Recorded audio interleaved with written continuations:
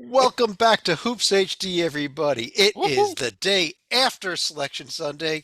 That means we're down to 68 teams left with a shot to win it all. Yes, the bracket came out yesterday. We're here to review what happened, go through the bracket, make the picks for you so you don't have to do it yourself, and talk about a bunch of other stuff. I'm your host, Chad Sherwood. Got Joby Fortson and David Griggs up top, John Titel below me, David You can Dorman and let John me out Salika now. to his sides. Championship Do we, week's over. You is can the let is me out. the is the Survivor Boys said 1 or 68 right now? It says, well, it says championship week's over. No, you got to wait till we have one team left, and then for us to remember to let you out. Uh, Last year you didn't. It was about the middle of May. all right, well, we'll try to do better than that this year. Maybe June. Um, let's start with the bracket itself. Titel, you're consistently one of the top bracketologists. I know you had a little bit rougher year this year than other years. So what do you think about what the actual selection committee did compared to what you thought they were going to Yikes. Can we do the whole show on that? do? Yeah, 67 of 68. My only miss was I missed Virginia, as many people did. So it's not like it's gonna ruin my day. I had Oklahoma. I almost said St. John's, but kudos to most of the panel for talking me out of that. Not that it mattered. Um, I'm usually I've had a pretty good track record, frankly. The one that stood out to me, and I don't want to go out of order or anything, but Joby's favorite conference. I had Nevada as a 7 seed, and boy, were they not. Everything else was within a couple, but that was the one that really grinded my gears, shall we say. Yeah, Joby, I want to ask you both about how your GNG did and maybe mention the fact that you've been railing on the Mountain West all season. And I think the committee kind of listened a little bit in that they were all seated a lot lower than people projected. Yeah, three things I'll say on that in quick succession. One is there was no Mountain West rep on the committee, but yet every other major conference did. Just saying the conspiracy theory component. But then on the merits, I feel very vindicated over the Mountain West. They did not have quality wins out of conference. They racked up big wins, and thus then all of a sudden you had all these teams from Utah State to New Mexico to Colorado State, all bouncing either in the top 30 or really darn close to it. So that means, oh, you lost at home to New Mexico. That's no big deal. They're a quadrant one loss. No, the committee looked at it and really broke down and said, no. That's a quadrant two loss. That's the way it's supposed to be. And so the committee went inside the numbers beyond the quadrants a little bit.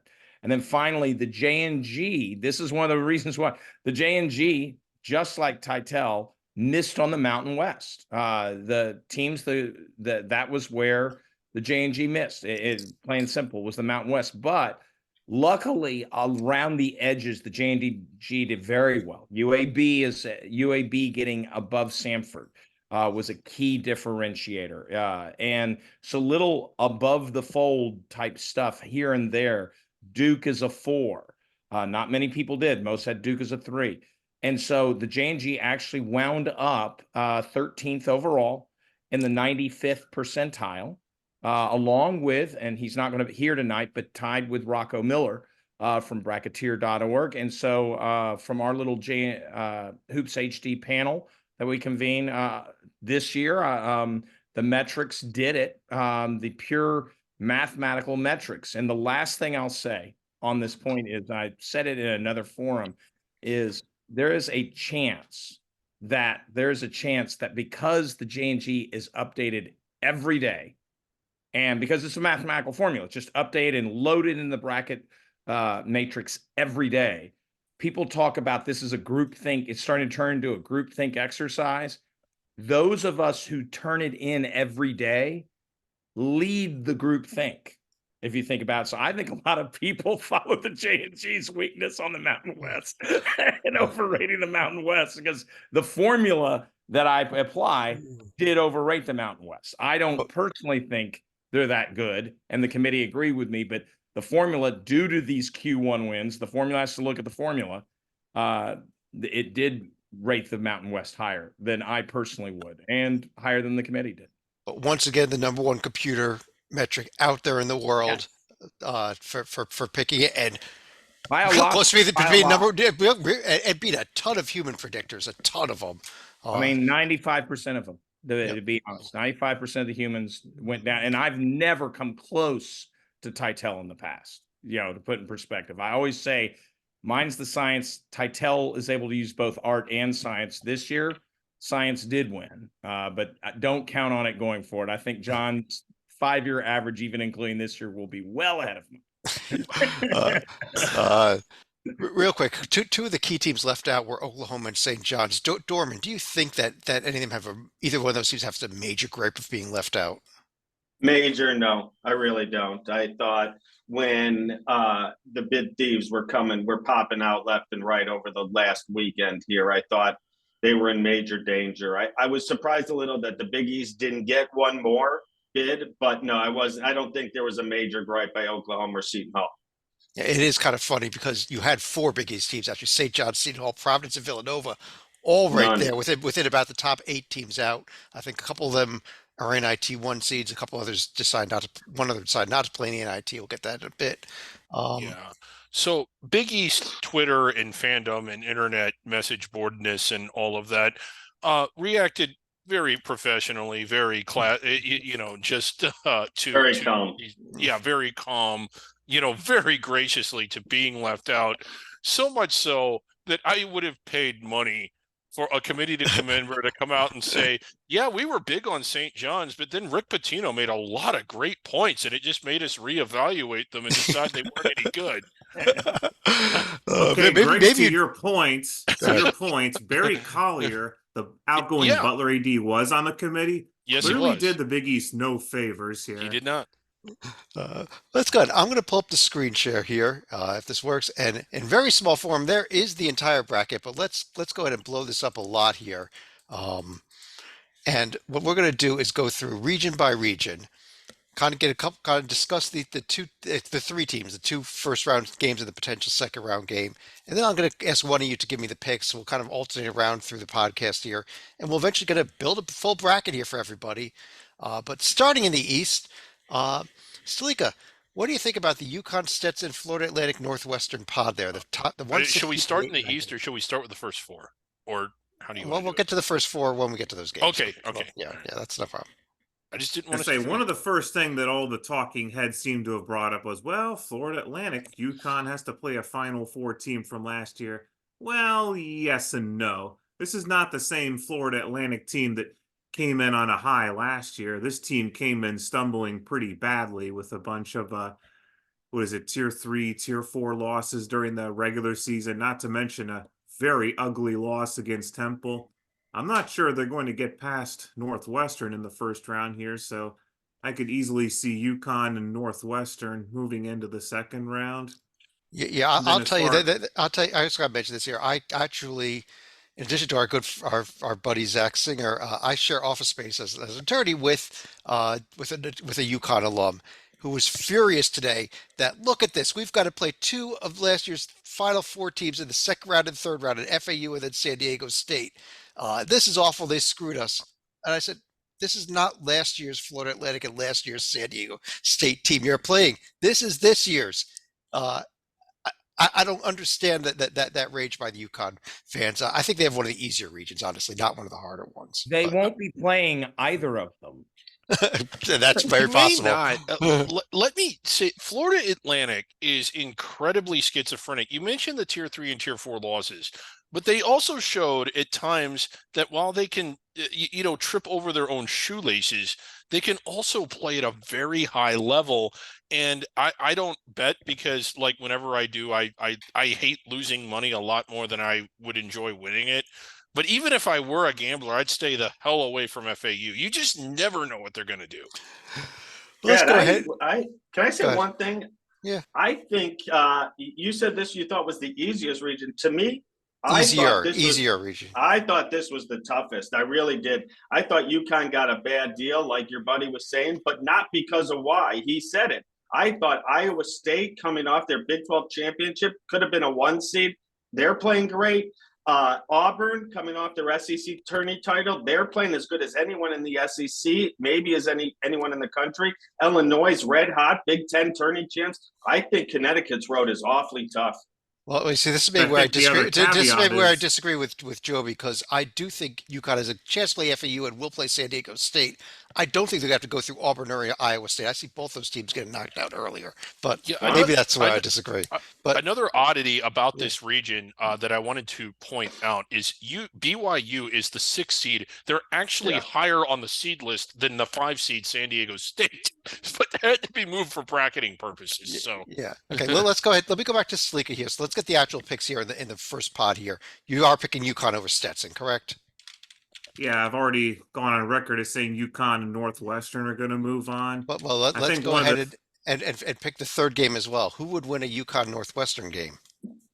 I think they're going to have Boo Booey's going to give the Wildcats a puncher's chance right here. But however, I just think UConn has too much power for the Wildcats, who have shown signs that they can beat good teams at home. They have not shown me signs whatsoever that they can beat good teams away from home. So I think UConn's going to roll in Brooklyn a lot easier than people will give them credit for.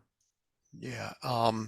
The second pod here is San Diego State, UAB, Auburn, Yale, Dorman. Yale, the champion of a very good Ivy League, against an Auburn team that, did maybe we've seen teams win conference tournaments that flame out in the first round before. And then San Diego State, UAB in the other game. We have, Chad. I don't love finishing Sunday. I think it's late and too much to jam into a quick week. So I agree with your point. But I think Auburn's defense is absolutely stifling. Next to Houston, no one plays better D in the country than Auburn. They will be all they will be all over the Yale Bulldogs. I don't think Yale will be able to keep up scoring wise with that defense all over them. I think Auburn's playing as well as they have all season. I like the Tigers there. Tytel, what are your thoughts about this? Do you think Yale? Do you think they may have a shot against Auburn? And what about the rest of this little region here? Not a good shot. They should have lost to a bad Brown team. Then thanks to a miracle from Matt Nolan, they did not. Auburn is playing the best of any SEC team, as witnessed by their championship. And as much as Coach Jones of Yale is amazing, Bruce Pearl has got it going this year. He's got a big man in Janai Broom. He's got veterans. He's got Katie Johnson running around everywhere, terrorizing the offense of the other team. You can make the argument for Yale, but I do not think they have a good shot against Auburn. Griggs, what about San Diego State, UAB, and then who would win from that game on to Auburn? I liked how UAB played in the conference tournament. There were moments during the season where I liked them, but all in all, while they blew through the tournament, their brackets sort of fell apart a little bit.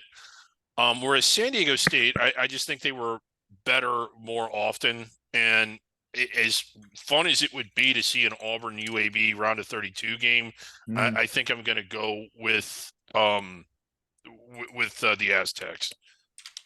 And how about San Diego State, Auburn? Auburn just seems to have really hit their stride. They almost remind me of the last time they went to the Final Four. I think they were a 4 or 5 seed range, had a decent regular season, but not a lot of big wins, but caught fire big in the postseason. And I could see them getting by the Aztecs and going back to the Sweet 16. All right, you got Auburn coming out of here. Let's take a look at this next little pot. And Joby, I think this one is pretty interesting. BYU Duquesne and Illinois against Morehead State. And I think this is a very, very dangerous matchup for Illinois, but I don't know if you agree with me on that or not. I agree with you. It's very dangerous. Let's put the first one. BYU underseeded out of necessity. I am not a believer in Duquesne. They are. Oh, they exist. They're right there in Pittsburgh. I think the A-10 final was awful basketball. I think it's just such a shame that got a bid. It really is. That's the bid steal that just drives me nuts more than Oregon or NC State. Why does everyone hate on the A-10? I love the A-10. BYU. Let's put them to the side. BYU's legit. They're good. Illinois Morehead State. This is a tough one because if you're going to pick that upset, Morehead is after the injury, they got over the injury bug, which gave them their losses. If they didn't have those injuries, they'd be a 13 seed, not a 14. I'm very tempted, but Illinois, yeah, and along with what Dorman said, went deep in the tournament Sunday, but I got to go with Illinois. I really. Really? Oh, And all I right. We're going to put know Illinois you'd love in. to say Moorhead, but it's going to be Moorhead's going to give them all they can handle. And because they gave them all they handle, they'll wear them out for BYU to advance to Sweet 16. And BYU onto the Sweet 16. Now, Sleeka, let me swing back to you here. We got one more pod. Wazoo against Drake and Iowa State, South Dakota State. You want to take the easy one or you want to take the hard one? Well, I'll tell you what, if UConn fans are beating their breast about potentially having to face Iowa State, I think there's a good chance they may not have to worry about them whatsoever here. I think Drake is a team that is fully capable and will advance to the Sweet 16 here. I am not buying into Washington State at all. They've finished the season on a pretty sour note here. And I do think Iowa State, I mean, let's not forget, this team couldn't score to save their lives in the tournament against Pitt last year. Now, they'll beat South Dakota State because the Jackrabbits are not as good as they have been typically in the past. And they've had guys like Mike Dahm, Baylor Shireman. They just don't have a really alpha dog on that roster this year. But I do think Drake is going to be a second weekend team here. Tata, what do you think? Oh, sorry, or Dorman, you want to go ahead? Drake making the Sweet 16. I agree with him. I agree with him. Quick note, if that game does happen to take place, Drake has asked Iowa State to play for many years in this great state of Iowa. Never happened. So Drake would be awfully excited if this will take place. You see it all the time with like Wichita State and the underdog. Yes, sir. Moorhead State, Louisville. You see it all the time. And they used to play. There used to be the Big Four doubleheader is somewhere, Iowa City, I think, where they would switch back and forth. Iowa would play Northern Iowa, and then Drake would play Iowa State, and the next year they'd switch. And it was a big event. So, of course, like all big events that interest the people of the area, it was discontinued. So you're saying Iowa and Florida A&M didn't fit the bill? Yeah. Titel. We are left now on these picks with a UConn, Auburn, and BYU Drake. Assuming that happened, where would you go for the next two rounds? I think that UConn playing in Boston is going to have so many fans show up, and they're the defending champs, that unless Janai Broom grows 6 inches and can start guarding Donovan Clingan eye to eye, I think it's Huskies. And as far as BYU Drake, I think it's a toss-up because DeVries, both coach and player, are that good. I just wanted to throw out the stat that there's one team in NCAA history who's played in 30 tournaments and never made the Final Four. BYU. Oh, really? Oh, so you're taking BYU over Drake? Yeah. Yes. Okay. I thought that's what he picked. John, Well, did you pick John, did you pick BYU over Drake? In my mind or in reality? I mean, it's been a busy day, Chad, but I think that's a good pick. But I'm telling you, do not pick them to make the Final Four because they're not going to make the Final Four. So you are taking UConn. You are taking UConn to make the Final By default, Four. I am taking the Huskies. Okay. Out on a limb. All right, we have a couple interesting upsets here. We discussed a few others that could happen, especially this Moorhead State game, which I think I think is worth circling. Let's jump on down though to the West region as I scroll a little bit. And Griggs, I got to go to you because the first game we got to discuss is actually the first 4 play-in game, whatever you want to call it. Howard versus Wagner. What do you got? Well, we've got 2 teams that aren't very good, to be honest with you, that didn't have good seasons overall. Howard 4th in the MEAC, Wagner even lower 6th. Good tournament runs for both of them to get there. I do think Howard has a few more pieces than Wagner does, maybe a lot more, and will win. I don't want to say they're going to blow them out, but I think they win without sweating too much. Yeah, I'll throw us out there a couple of things. Also, Wagner, only 7 scholarship players on the roster. It's a 7-man rotation versus a Howard team with more depth. And Seth Towns, who is now in his 18th year of playing Division I college basketball. Yes, 18 years. Yeah, it's been remarkable. He's going into his mid-40s and still playing college basketball.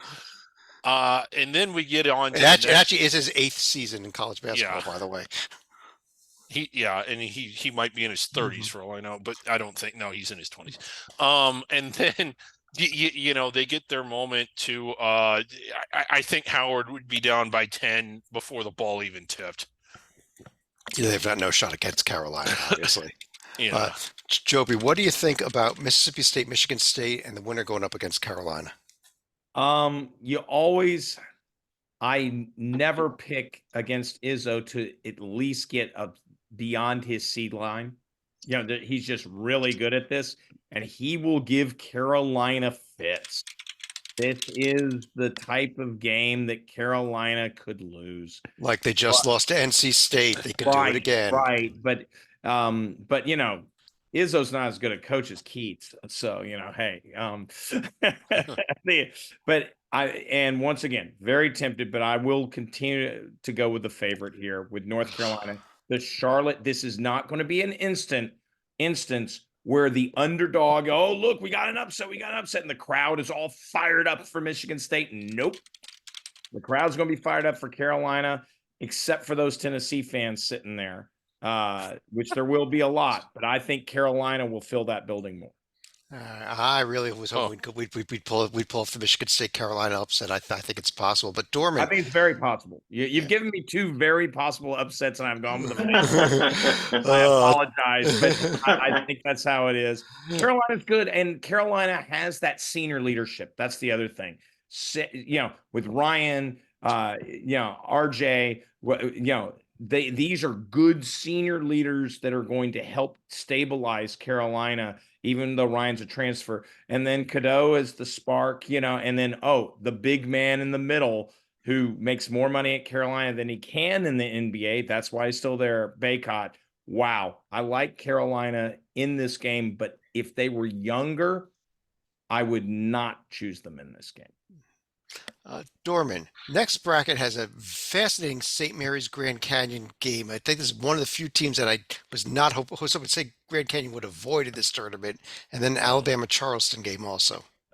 Real quick, St. Mary's getting sent to Spokane, where they're so beloved, and taking on Grand Canyon. Anyway, Dorman, sorry for interrupting. Yeah. No problem. I don't love when they put these two under the radar teams against each other. Two of my favorite ones. I'd rather they both play power conference teams here, just because I love seeing that, and that's what the tournament's great about. But since they did, a difference of styles here. Grand Canyon is going to try and push up and down the court. St. Mary's is going to slow it down. They want a slow pace. They want to get Grand Canyon out of their offensive running up and down. So this will be a really interesting chess match, with the coaches here, Randy Bennett and Drew. Someone help me. Bryce Drew. Thank you, Bryce. Yes. Bryce Drew. Thank you. Really fascinating game here. I'm going to go with the underdog. I'm going the upset. I think the Lopes can take them down up and down the floor, and the Lopes can pull this off. Lopes pull it off. I trust offenses more than I trust defenses in March Madness. Yeah. It's historically proved out that way, other than when Virginia won it all. But we scored almost 80 points a game on the way to that. So you had offense that year, exactly. We had two lottery picks. Slika, Alabama versus Charleston. Or one lottery pick, yeah. I think this is another game where you really have to be on alert for an upset right here. Charleston, they didn't have the great start to the year, but once they got rolling in the Coastal, I keep tripping up on that. Yeah. Keep in mind, Charleston also had to go overtime just to beat Stony Brook in the championship game right there. It's very tempting to go with the Fighting Kelseys on here, but I'd have to think Alabama after losing a bit early. I don't see the Tide losing back-to-back games right here.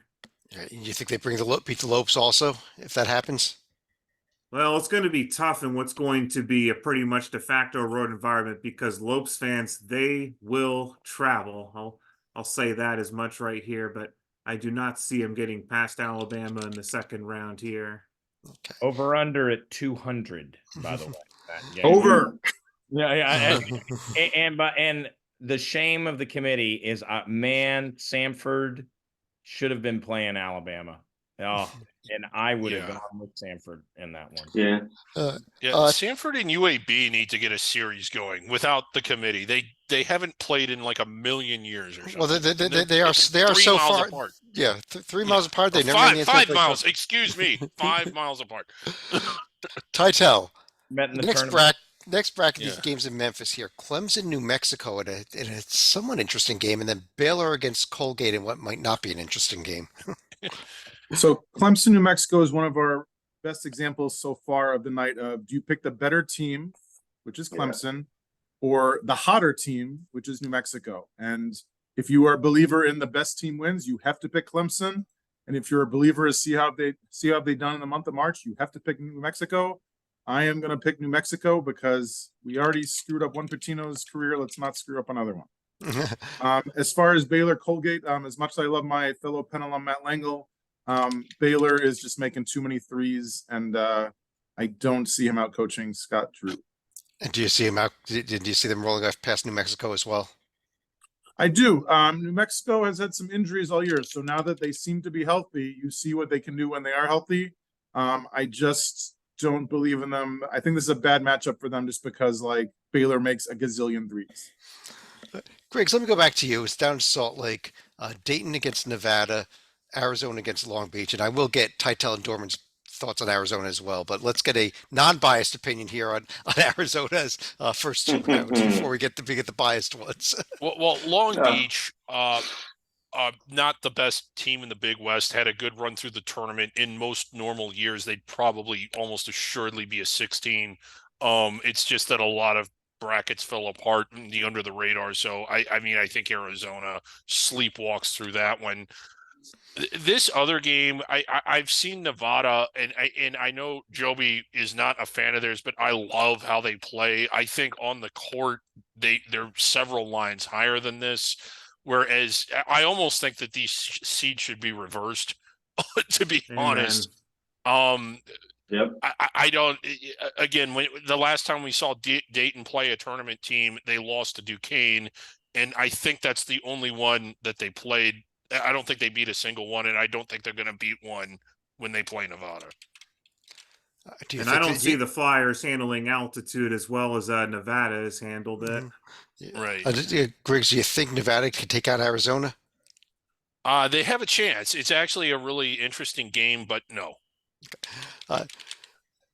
Titel and Dorman, let me get both your thoughts on your Arizona team here. You think you have any problems in these first 2 rounds? Dorman, go ahead. Nevada scares me because I agree with Griggs. Nevada was not seeded properly. They're closer to a 7, maybe an 8 than a 10. So that worries me. But the overall draw of the West, I like. I think North Carolina of the ones is clearly the weakest.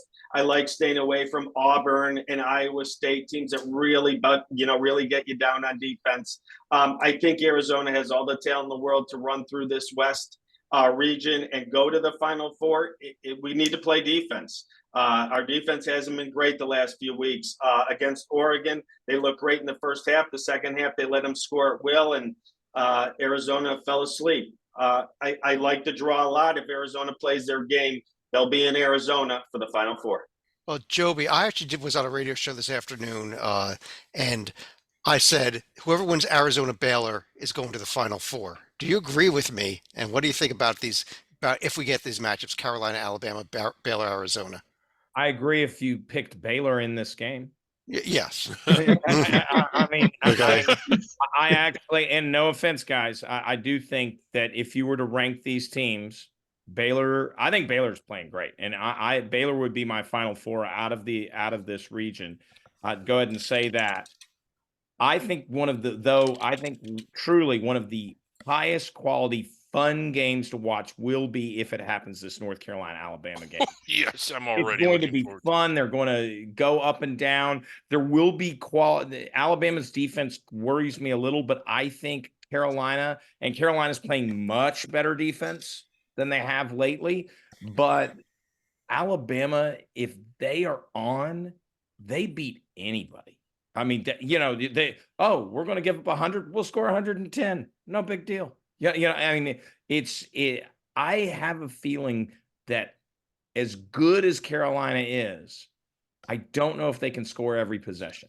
And that's kind of what Alabama's going to do to you. Baylor, on the other hand, can score every possession, in that sort of game. Plus, I think I'm just getting a feeling Alabama will blow their wad against Carolina, and then Baylor will just come in and march through like the freaking, stormtroopers and Star Wars, and just, it's just, and just pound them. I will say there's also a revenge factor that could potentially come into play if Baylor faces off against North Carolina. Let's not forget, Baylor was a 1 seed in 2022 and ended up falling to, Oh I think it yeah. was an 8 seed North Carolina Yep. that ended up going to the Very title game. underseeded North Carolina team that year. Very I Well, had. there was a I good had reason they were forgotten that. underseeded that year. Griggs would have had him out. Yeah, I would have had him out. I mean, until they beat Duke, Griggs did have him I out. did until have the him out final until they day beat of the Duke, yeah. season. But I had them in after they beat Duke. All right, let's go ahead and swing and push this screen over a little bit here. Take a look at the Midwest region. Titel, let me go to you in the top bracket there. Any thoughts on Montana State Grambling, first of all, and then what about that first pod there, including Utah State TCU as well? No thoughts on Montana State Grambling. I'm certainly glad that Grambling made it. I believe first time in a while, if not forever. So First props time to ever, them. yes. First time ever. But Yeah. if you think either of these teams is upsetting Purdue in Indianapolis after Purdue's recent track record in 116 games, you are crazy. Well, wait a second. Last two tournaments, Purdue has lost to a 15 seed and a 16 seed. Isn't this another game? Are you calling it, Chad? No, I'm not. No. Now it cycles back to 1, and then next year it's 2, 3, 4, on down the line. How about Utah State TCU though, Titel? Any thoughts on this game? Yes, I think that it's going to be TCU. I think it's a coin flip, as all 8-9 games are. I like Jamie Dixon. He does not have the best track record in March, but he's a veteran coach. Utah State has some great players, like a great Osobor, for example, but TCU just has a lot of depth. I saw them. They should have lost to Georgetown this year, which makes this pick ridiculous, I know, but I just have a feeling. But they're not going to beat Purdue, are they? No, they're not, Chad. Okay, just making certain. We're not going with a crazy pick here. Salika, let me jump over to you here. Gonzaga against McNeese in another fascinating 5-12 game, and Kansas Samford in, I think, a fascinating 4-13 game. This is one where I think we are going to have double-barreled upsets right here. Oh, Gonzaga got way overseeded just because they benefited from BYU having to move down because of the Sunday effect right here. Now McNeese, there were a couple stumbles along the way in the regular season, but they've been virtually unstoppable in the Southland this year, and I can easily see them getting past Gonzaga. Kansas, this is a team that not healthy right now. I mean, who knows if there's something beyond the surface because they lost to a so-and-so Cincinnati team without those top two guys. And Samford, they have a lot more depth right now, it seems, than Kansas does. And I could easily see them giving them trouble, if not an outright defeat right here. But as far as who wins... Go ahead, Salika, give me the last one. But as far as who wins the second round between those games, I've got to go with McNeese in this one. You're putting Will Wade into the Sweet 16, Yes. but I love this. That is a Joby big-ass call. Joby, what about this Samford Kansas team? I mean, if McCullough and Dickinson can't play, I think this is a slam dunk pick. Yeah. But even if they do play, they're banged up. They didn't play recently. I know they haven't played in so long. Well, McKellar hasn't played in so long, and Dickinson obviously would be coming off an injury. I'm in 100% agreement with Salika here. I'm in 100%. There's going to be a double-digit upset. There always is. This is it. This is it. This is the one that screams out to everybody. Yeah. And you know what we've done now? We have set Purdue up against a double-digit seed, so maybe they can keep things rolling. We'll see when we get to that game. But we're all the way up to a 12 this time. There is a streak. Every time a 1 seed loses to a 16, they win the national title the next year. It is a pattern. Okay. Yeah, I'll just throw this out there. If you've never seen Samford play, Bucky McMillan, head coach. It is a fun team to watch, and I think a Samford McNeese game would be an incredible amount of fun, even if it's going to be the game that's relegated to True TV, because of who it's playing. But who are we up to here? Dorman. South Carolina, Oregon, and Creighton Akron in the games in Pittsburgh. Start with Creighton Akron. Creighton shoots the ball, shoots the three, very high rate. If they're on, it's going to be trouble for anyone in this tournament, let alone Akron. I don't think Akron is big enough down low to deal with the Blue Jays. I think this is Creighton's game. I think they'll just be able to score more than Akron will. South Carolina against the Ducks. The Ducks obviously red hot after marching through the Pac-12 tournament. Dana Altman's back to his March tricks. South Carolina coming off an incredible season. Everyone had him in the basement of the SEC. They had an incredible turnaround.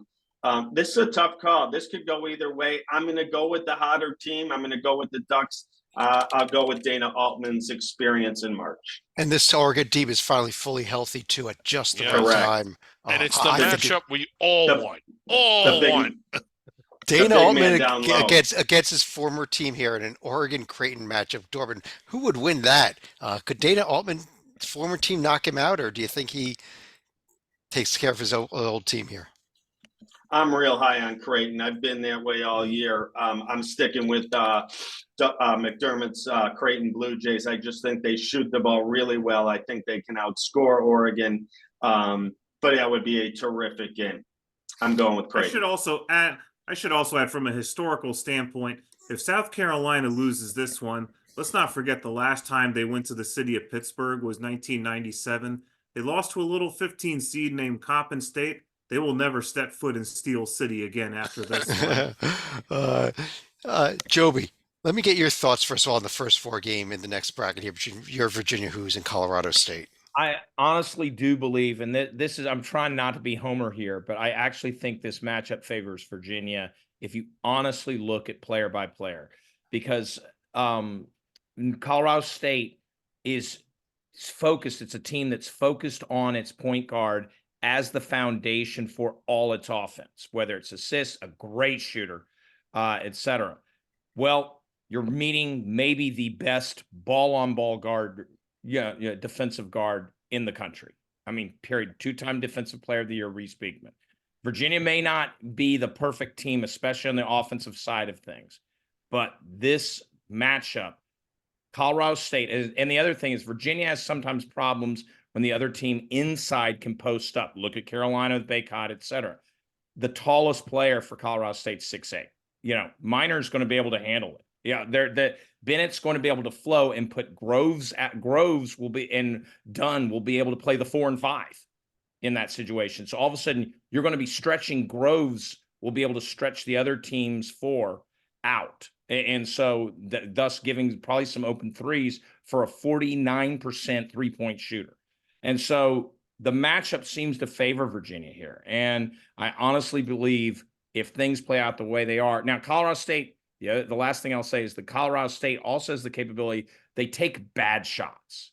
But you know what? They sometimes, like against Creighton and some of their upsets in the Mountain West, they make them sometimes.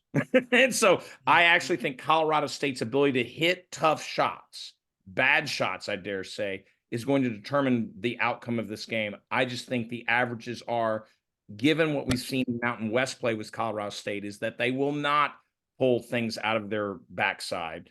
And Virginia will win the game in an ugly, grinding fashion that will make everybody's eyes bleed.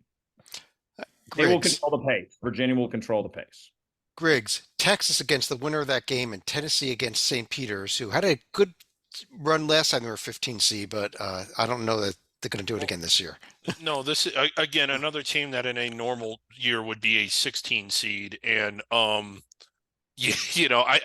think that like you're going to see games that are even less competitive than normal in the 116, 215 games this year, and this is certainly one of those games. I think Texas versus Virginia is a fascinating game. If you love ugly basketball, I think our friend Zach Singer is going to be all over this one, but I think I just think I've just been so underwhelmed by Virginia. While they're able to win games, they don't do the things that you need to win this caliber of a game, like namely shooting the free throw throws. shooting. Shoot free throws. Yeah, Yeah, shooting free free throws. throws. Free throws are a problem. And I think that's going to hurt them. I just think Texas has a little bit more, but they don't have so much. They don't have so much more that they could beat Tennessee. This is a Tennessee team that could go to the Final Four. The interesting thing about a Texas Virginia game, if it happens, is the person who should be starting at the 5 for Virginia this year is Texas's 5, Caden Shedrick, who transferred. So it'll be very interesting. Shedrick actually understands the pack line. It'll be interesting how that plays out. But the fact the game's in Charlotte, I think Virginia could have a lot of fans, and they might be wearing Carolina blue, mind you. But I think Virginia will have the home court situation. But yeah, if it comes down to free throws, I think we all know who the winner is. Yeah. This is Essentially, out Texas out there. better- What we had there, by the way, Titel, was Dana Altman against Creighton and Rick Barnes against Texas. I mean, how awesome would that be for a pair of games? I didn't catch that. Can we put LSU Clemson in the Final Will Wade Four, in and then too? Rick Barnes can make the triple. Yeah. But Titel, let's assume we get Purdue McNeese, Creighton, Tennessee. What do you think would happen? As much as I would love McNeese's Cinderella story to continue, I think that they just can't stop Edie. And I have no love for Will Wade, I don't think, at the moment. So not McNeese. And then Creighton, Tennessee is your does offense beat defense kind of game. And I don't love Rick Barnes in March. I love him in the rest of the year. I don't love him in March. So we're going Creighton for this one. And one more game here. Dorman, what if we have Purdue Creighton? Where would you go? Wow, that would be a fantastic game. Wow. I'd go Purdue. Triple overtime. Triple overtime. Purdue is in the Final Four. We got one bracket left here. Sleeka, let me start with you. In the games in Memphis in the South region, Houston against Longwood, and and how about the actual real game here from Nebraska to Texas A&M? Well, I'm sure Nebraska is going to be improved just because our good friend Tim Miles is not going to be coaching in this one, or I should say they have a better chance. How can you say that? But I think as far as this one, Texas A&M, they did not get screwed out of the committee by the committee this time, and I do think they've probably got a little more of a live wire team than Nebraska here, so I'm going to go with Uncle Buzz's team to win this game right here. And how about them against, I assume, Houston? How would you like them against Houston in the second round? It's a classic Southwestern Conference matchup right here, and I could see Texas A&M potentially giving them some fits, but I just think they're going to have like too many long scoreless stretches here, and against Houston, that's deadly. So I'm going with the Cougars here. And we are therefore prepping Nebraska to again fail to get the first ever NCAA tournament win. Dorman, Brooklyn games. I think these are a couple of interesting games, especially Wisconsin, James Madison, and maybe Duke, Vermont, but definitely the Wisconsin, James Madison game. Really interesting. Wisconsin's looked good of late. The mid-season or February swoon seems to be over. Badgers are playing really good basketball. James Madison, fantastic year. They've beaten a Big Ten team in Michigan State early in the season. They won't be intimidated. They won't back down. I just like the way Wisconsin's playing lately. I'm going with the Badgers. All right. Joby, Duke, Vermont. Once again, similar to what, given they're 8 miles apart, I have to make a comparison. Similar to their brethren in Chapel Hill, there is senior leadership here in Duke, and I think that does matter in March. Roach more than Filipowski is going to be the key factor here. And Vermont is not as good as the Catamounts usually are. I think Vermont's a good team, but they're kind of the bottom of the 13 line. This isn't Stanford. This isn't Samford. This isn't Charleston. I think Samford might, because I just love the way Samford plays, might give Duke a ton of problems. I don't think Vermont will give as many. And Dorman, let me go back to you real quick. Wisconsin, Duke, who would go to the Sweet 16? Another tough game. This would be really interesting as well. I favor Wisconsin again.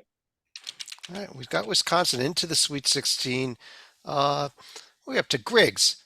In Pittsburgh, we got Texas Tech versus NC State and Kentucky versus Oakland. What NC State did was super impressive in the ACC tournament. And they don't even get in without it. Even with the ACC tournament win, they're seated below the first four. They're actually below the bubble, which I believe, am I right, Stalika, the first time the ACC tournament winner's ever been below the bubble.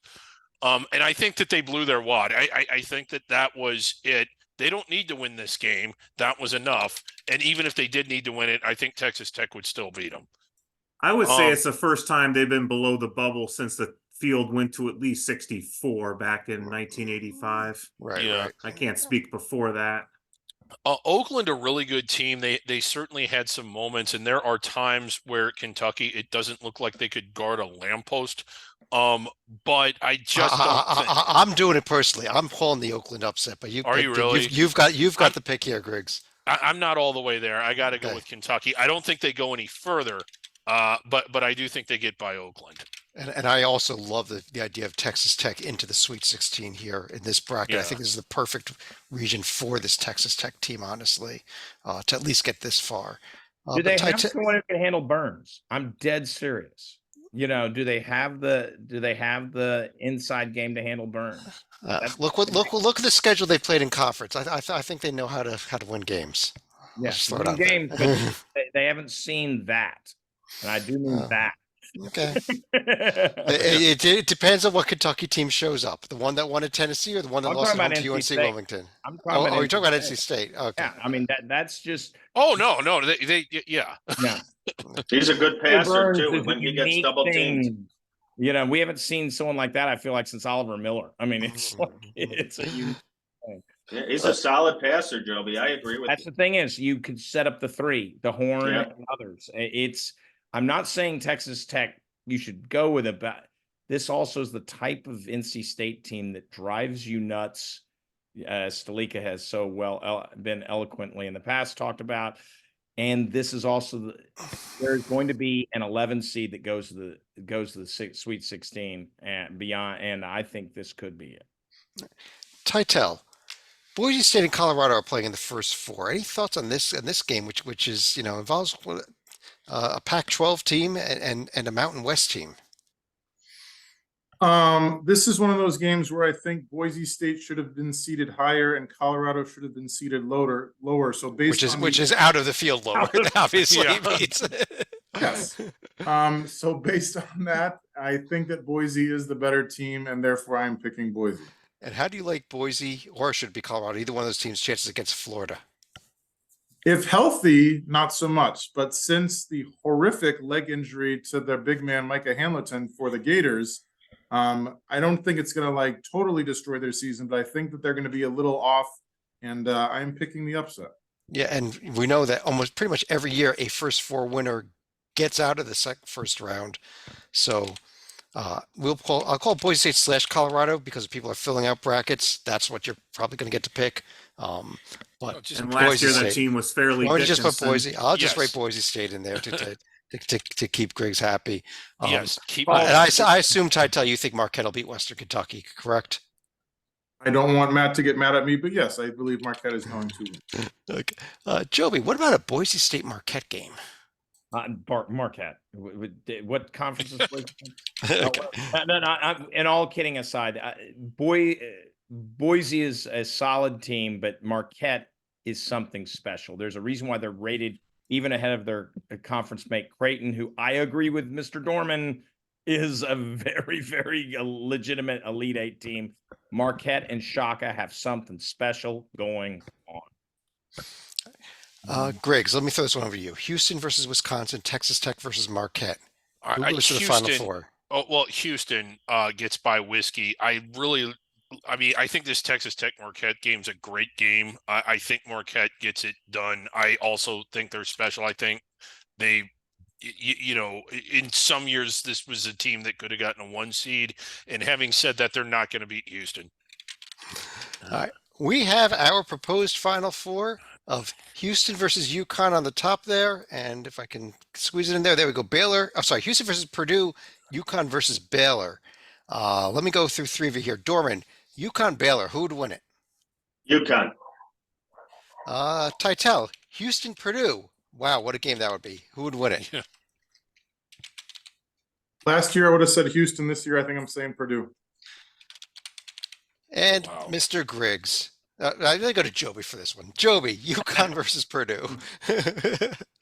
I mean, look what we just did. We put I do 3 1 seeds in, but I go ahead. do think and while they're both 1 seeds, oh, you're doing chalk. No, this really is the final I anticipate at this point in time. So I'm glad we got to it.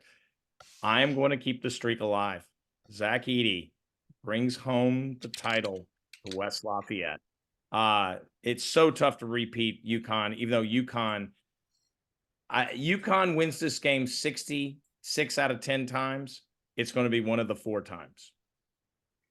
I just want to say one thing about the Final Four. Yeah, it looks chalky, but since December and maybe like since before January, these 3 teams have established themselves as being ahead of whoever the 4th team is.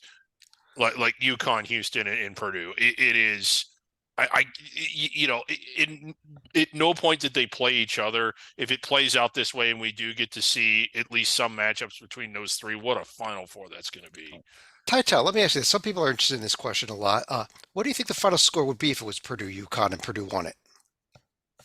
So I have this weird thing where I always pick the winning score to be 74, the win points by the winner. But I also, if the tiebreaker is for total points, I pick 151, which I know doesn't make sense. So depends which way you're asking. So 74-73, maybe? It's 147. 74-73, a 1-point Purdue thrilling win over UConn on a last-minute shot by Braden Smith, 3-pointer at the buzzer. It's been predicted here. Let's say what. Let me scroll back And a I'm little bit glad here. you mentioned Smith, Chad, because I think he's the difference. I think having that play from the outside is the difference. I got most of the bracket here on the screen. Maybe can't quite get all of it in here, but let me just kind of run through each of you real quick here. Do you like our Final Four, or do you have your own personal Final Four you want to share with us that differs from this? Dorman. I do like what we've done here. Mine personally is very chalky. I got Connecticut playing Arizona, but I do agree. I got Houston playing Purdue. I love the way Houston plays defense. And who do you have winning it? I think Connecticut is tough to beat. Really, Connecticut. Okay. Joby, what about you? I love the way Houston plays. They remind me of I just love the defense, but they, like another team I know very well, can go through scoring droughts. You do that if they play them Duke, you do that against Marquette, you lose. And I think that Houston will fall before the Final Four to either a Duke, but I can see Wisconsin there. It's not them to a Duke or a Marquette. Let's go with Marquette. And who do you think wins it all? Well, you heard me, Purdue. Purdue. I Okay. think Purdue, and I do think it's Purdue, UConn, in the final. That's Okay. sorry if that's chalk, but that's a legit. Those teams are legit. Stalika. I know we only selected 3 Big East teams for the whole field, but I think things could potentially break right, and we may not see a Big East team lose until we get to the city of Glendale, actually, for the Final Four. So I think UConn, Marquette, and Creighton all get there because they have favorable brackets in there. And I know it's a little troubling trying to trust Arizona in this one, but I do think they can come out of the West Regional and make it to their home state for the Final Four. And your champion? Is going to be UConn to go back-to-back. All right, Titel. I agree that UConn is the best team, but I remember at a UConn Georgetown press conference a couple months ago, Coach Hurley mentioned how the previous teams that have repeated, Duke in the early 90s, Florida in the mid 2000s, did it because they had a lot of roster continuity. Hill, Leitner, and Hurley, and then all the big men like Horford and Noah and the whole team, frankly, for the Gators. he doesn't have that. He's got a great team, but he lost to Nogo and Hawkins and everybody else. So like, there's not a precedent for that, which is why I don't think it'll be UConn. I do like Houston, especially if they get to ride the Texas wave right through Dallas. I don't trust Purdue, but once they get over that hump of winning a first round game, I think they can build momentum because they are good enough to win it. And I do think the Purdue-Houston winner will win it. As far as the West, I'm telling you, I've seen Arizona as a 2 seed. It did not look good last March, but it did not look good in the Pac-12 tourney, and it did not look good against USC. Like, there's all these reasons to pick against them, but if they're playing in LA and if Baylor isn't making threes, like, I think they're coming out of the West, but I've been dead wrong before. I'll tell you what, I do like Arizona coming out of the West. I like Arizona actually knocking off UConn in the national semifinal before they Really? fall to Houston in the national championship game. Houston's my pick to win it all. And I'm going a little off script here. I think Purdue does screw up again. And I'm going to go, but I'm not going to go Creighton. I'm not going to go Tennessee. I'm going with You're team that going- I'm going with a team that we picked to lose in the first round under this bracket. I'm going Gonzaga. Throwing it out there. Griggs. I think that it plays out exactly as we picked it every single game, and we should enter this into whatever prize that pays $1 billion. I am entering into that, by the way, so it'll be in there. Yeah. Okay. I'll share with you I guys. think Don't worry. Yeah, I think we're getting it all correct. 100%, just like this. On that note, that is the NCAA tournament. Griggs thinks this is the perfect bracket. Let's go and take a quick look at a couple other tournaments that were announced, beginning with the NIT. Oh and my there's God. a couple of big stories here on the NIT. First of all, and Sleeka, most importantly, the rivalry is back. Xavier, Georgia. How excited are you? Excuse me, I need to make a little bit of a wardrobe change right here. First of all three of our arch rivals wear red. Cincinnati wears red. Dayton wears red. Georgia wears red. Sorry, get that color out of here. Yes, this is a long-sitting story. There was a rivalry week, probably about 12 years ago. It was ESPN was building up. We've got Indiana versus Purdue. We got Michigan versus Ohio State. We've got Duke versus Carolina, and we've got Georgia versus Xavier. And it made no sense. And ever since then, this has been a little joke. ESPN just declared every game that week as a rivalry game because it was rivalry week. It was I wish to like hell I could find it. I've been looking for it. No, it is on the internet now. Is it really? Xavier, Georgia, 2011. Okay. Oh God, we gotta get that on. We'll find that and show that in a future episode here. But I'll even post it when I do an NIT recap. Okay, great. Yeah. Okay, Tytel, one of the stories here with the NIT was the amount of teams that declined bids, including St. John's decided they didn't want to play. Oklahoma decided they want to play. Indiana didn't want to play. Oklahoma didn't want to play. I think I mentioned them twice. Ole Miss didn't want to play. Memphis didn't want to play. Washington didn't want to play. There's a lot of teams that opted out. Washington wasn't getting a bid. Yeah. They were the second automatic bid out of the Pac-12. They declined it. Yes. Yeah, because it's the next two teams that don't. And that's why there's only one Pac-12 team in the field. Even. Tytel, any thoughts on this decision by coaches to end their kids' season because the coach would rather be out recruiting the transfer portal? It's an excellent question that we could do a whole show on, but I'll keep it short. So my thoughts are that, number one, like, if the kids want to keep playing, which I assume many of them do, not all, then I understand that the coach has to prioritize other things. But the reason you have a coaching staff is because if the coach has COVID or has a death in the family or is busy or whatever, like, the show can go on. So I wish that the show would go on for those. Let the assistant coach the game. Even yes. Go recruit. Yeah. Let the assistant run the game. Why not? I also like the fact that we can get some very nice matchups like Providence, BC, a classic Big East matchup. You get the Battle of Virginia with Virginia Tech, Richmond. You get the Battle of Florida with UCF, South Florida. I like all the regional rivalries, if not in-state rivalry games that we have here. But we also have other matchups that I'm Xavier, sure our Georgia. panel would like. But let me tell you something else. If Xavier beats Georgia, how about Xavier potentially traveling to App State for the weekend? I would absolutely make a trip to see that happen. Chad, I like your idea with the assistants, but how about this for an idea? Just move the date of this portal back a month. This is ridiculous. I agree with you. Also, we could do another show on this. Get rid of that. Why the That's portal? a whole other show. Yeah. The portal should open tomorrow? the Come day on. after the championship game, not the day Yeah. after the selection Sunday. So terrible. That's the NIT. We'll track it as we go through here. Our next couple of podcasts, we'll have one each week. Griggs, CBI bracket is out, and how about that 2:15 game? UC San Diego against Chicago State. It's been more than a month since they let us play a game, but they are continuing on. Yeah, I just like that Chicago State got invited. It is an invitational. It's not a championship, and good. I mean, good on them for inviting them. I don't think they have a chance. A note here: these games are played in Daytona. Bethune-Cookman is in the event. That's their home court, their home field. So, I will be. I will be traveling to Daytona to cover this whole event. HoopsHD has agreed to let me out of the bunker and pay all my. No, we're giving you a Flow Hoops subscription for the weekend. That's what we agreed to do. I thought that was pretty generous of us. Yeah, we still have the guard dogs keeping an eye on the bunker. By the way, the CIT is back. Their idea was to have 16 teams in 4 4-team pods. You'd have 4 champions of those 4 4-team pods. They only need was 16 teams. They only got 9.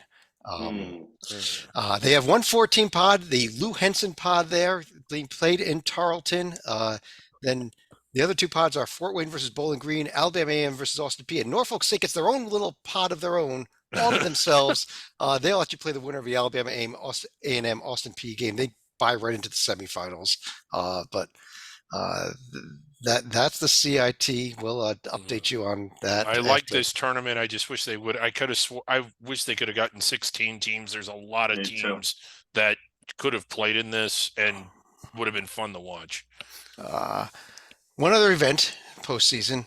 It's the end. It's time for the HoopsHD 2024 ACA tournament. Yes, it is. Now, we've had some problems. We've been trying this like 8 or 9 years, I think, and every year we have some problems, and most of them seem to be related to where we're playing the games. We tried it on a ship, a boat, it sank, Griggs. Yes. We tried it in a ballroom that was too small to even hold a court in it. Yeah, I mean, there were some oversights. We tried it. Didn't we try somebody's private island one year? Yeah, they got Pablo Escobar's island. Yeah. Now, as I mentioned, I am an attorney, and I actually was mentioning this problem to another attorney friend of mine. He said they had a great court that we could play at. It is an amazing court. In fact, he called it the Supreme Court. So we've got a court this year. You can't get better than the Supreme Court for a basketball game, can you, Griggs? I wouldn't think so. Just the name alone. And the best part is it comes with 9 referees. Look at these guys. I thought Chad was going to go with the People's Court for this one. No, look at them. I think they went all black instead of black and white stripes. We've got to work on the uniforms a little bit, but I think they're ready to go.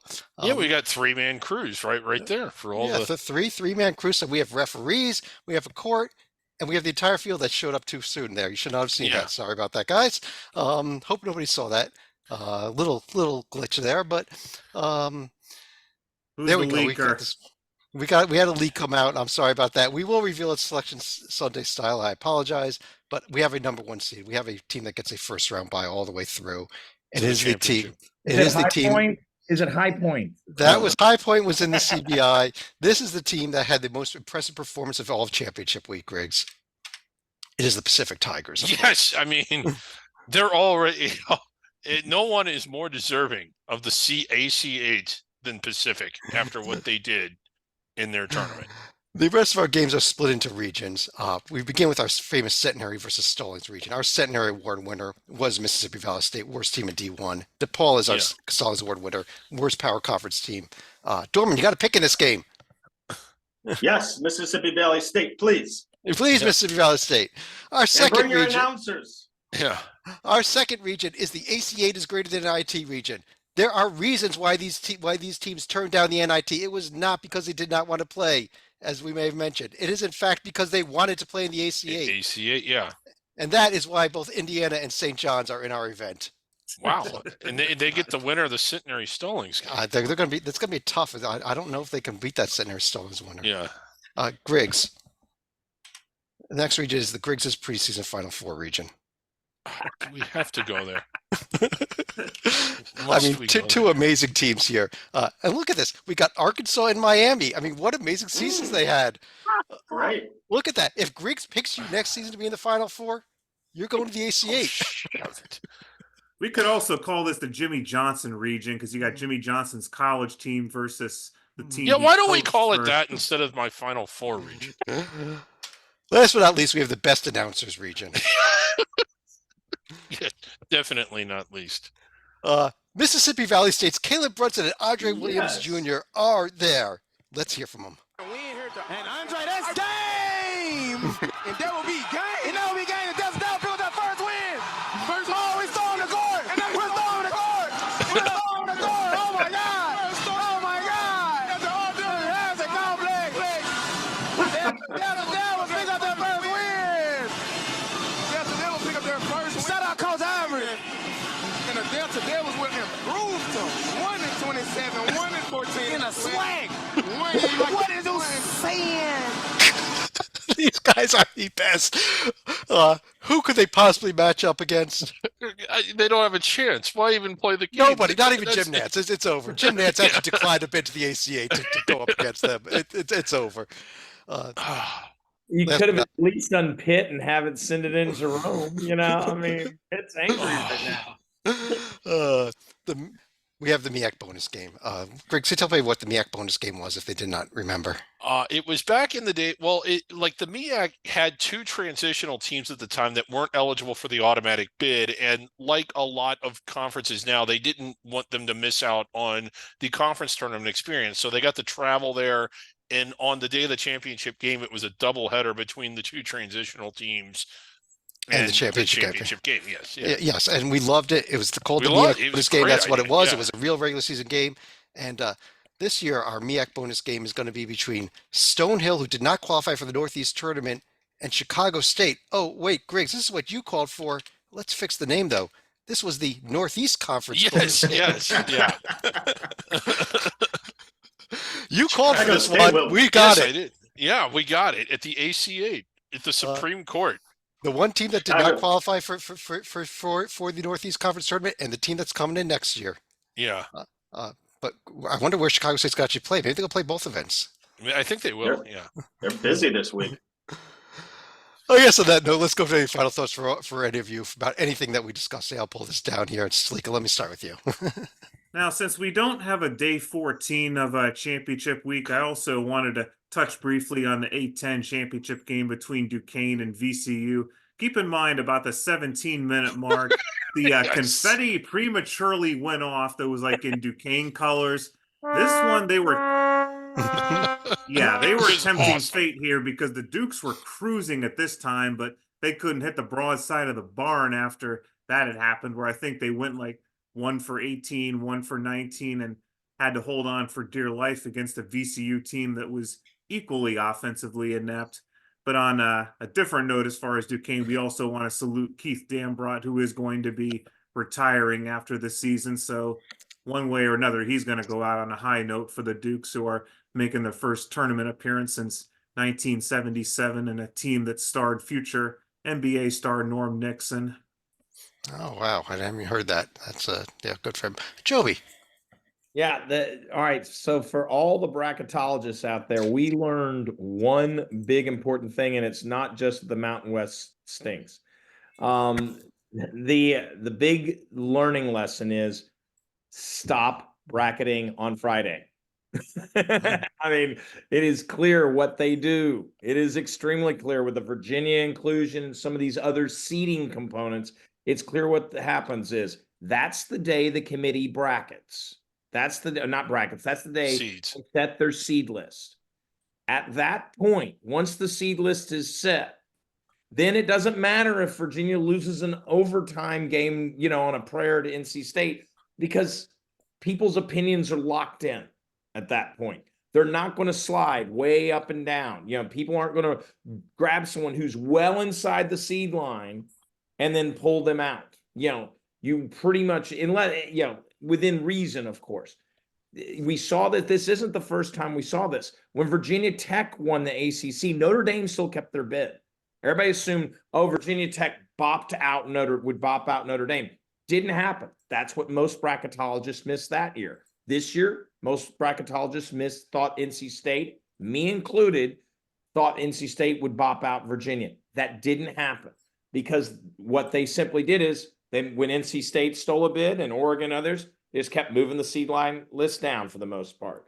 And it takes a lot in that committee room to motion, to change the order. Sure, there'll be debate, but it's, when you're talking about last team in, but it's very much set. And so my advice to bracketologists is look at what you think midday Friday. I think that's fascinating. It's something that I was going to mention to Tytel or Rocco to maybe try to compare where they were at that point, only modifying for automatic bids. Something we could look at maybe next year. I think need to look at. Tytel, let me go to you next. I have no desire to look at my bracket again, Chad. Kudos to Joby and to Rocco for doing fantastic. I got to cover the CAA and ACC tourneys in DC the past 10 days. It wore me the hell out, frankly, but it was also exhilarating and fantastic. And I saw Charleston win a championship in overtime, and I saw NC State win 5 games in 5 days, and crowds and food vouchers and great photos and fans and everything. It was just so much fun. So once I get a good night's sleep, it'll be even more fun. And continued coverage in the weeks ahead. So stay tuned, all you readers and viewers and everything. And you're going to be in LA and at the Final Four, am I correct? Spoiler alerted, yes, I will be at LA. Sorry.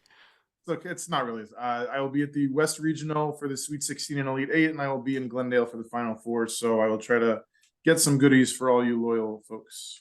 Awesome. Dorman.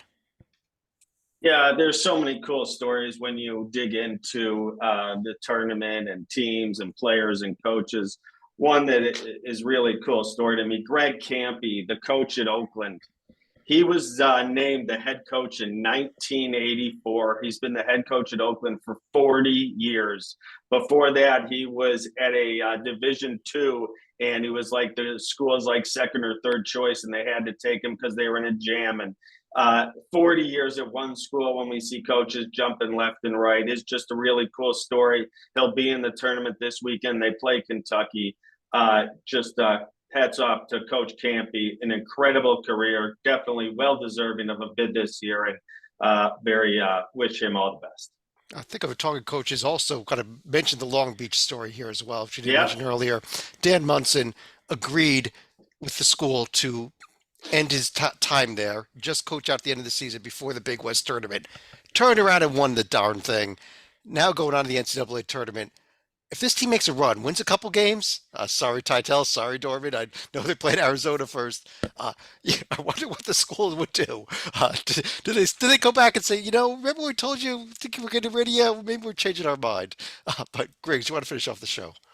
Yeah, we didn't really, we did championship week notebooks all week long. We didn't do one really after the field was announced Sunday. That's kind of what we did today. And despite one of the things that we didn't really talk much about was just what an unusual year it was. A lot of the teams that were snubbed, quote unquote, St. John's, Indiana State, Providence in particular, who else? Seton Hall. Well, normally, I think that, the ACC had a team win its tournament that's seated below the bubble and wouldn't have gotten in without it, as did the A-10, as did the Pac-12, as did the American. Am I leaving any out? Was there? I think the Mountain West as well. New Mexico came in at 11 seed. Potentially, yeah, with New Mexico on the 11 line, below the bubble, New Mexico would not have gotten in. So, in a normal year, that doesn't happen, much less happen 5 times. It might happen once every 3 or 4 years where a team wins a power conference tournament that was below the bubble. I believe the last time it happened was Oregon State back in 21. Am I wrong about that? And Georgetown at the same time. Oh, and Georgetown at the same time. So I guess that year it happened twice. So while those teams felt that they got snubbed and while bracketologists missed their picks, had things played out normally, they wouldn't have been snubbed and you wouldn't have missed those picks because those teams would have been in. Indiana State in a normal year, if you wondered, if they got snubbed or not in a normal year where that doesn't happen 5 times, is in. They were the 3rd team out. And I'll say this for the St. John's people out there, for the Oklahoma people out there, even for the Indiana State people out there. There's another, you could have gotten in. All you had to do was win more games. You didn't do it. Even Indiana State, all you had to do was beat Drake in the championship game. You couldn't do it.